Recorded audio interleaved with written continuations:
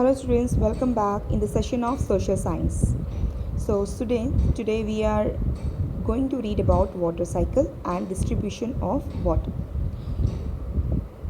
Students, we are starting our this session with the water cycle. What is water cycle? Water cycle is the cyclic movement of water from the atmosphere to the earth and back to the atmosphere through various processes. This constant, never ending circulation of water in nature is known as the water cycle. The process includes evaporation, water in seas, river, lakes, ponds, or streams evaporates because of the heat of the sun. So exactly water cycle or hydrological cycle, we can say that this is simply defined as the change of water from one form to another. Water continuously moves from the surface of the earth into the atmosphere and reverse again in different forms. This process is known as water cycle.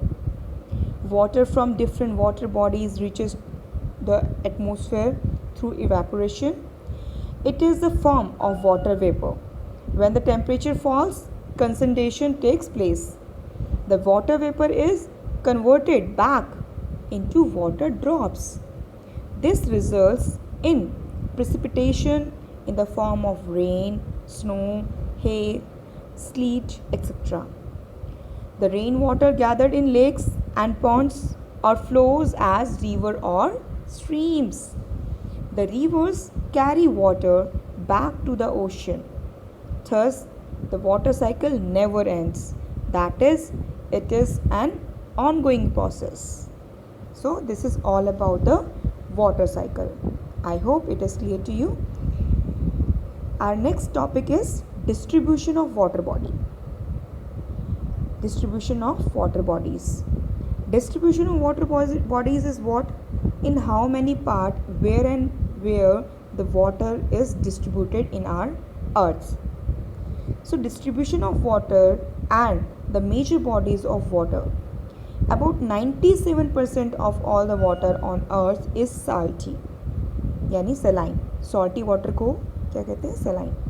And about 3% is drinkable, that is fresh water that we can drink and use for cooking.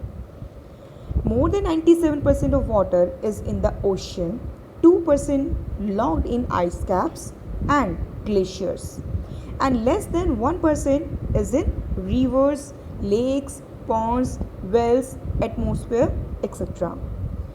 Here is a small diagram you can see here. About 3/4 of Earth's surface is covered by water, as we all know this, where 97% of the total Earth water is found in ocean, as we read here, and seas also. However, this water is saline and not fit for human use. The fresh water is only 3%. Out of this, 2% of total water is in frozen form in ice caps and glacier, which is out of our reach. Therefore, only 1% fresh water we can use easily and available and fit for human consumption too. This water is found as surface water in lakes, river, as we read, streams, etc. As groundwater and as water vapor is in atmosphere.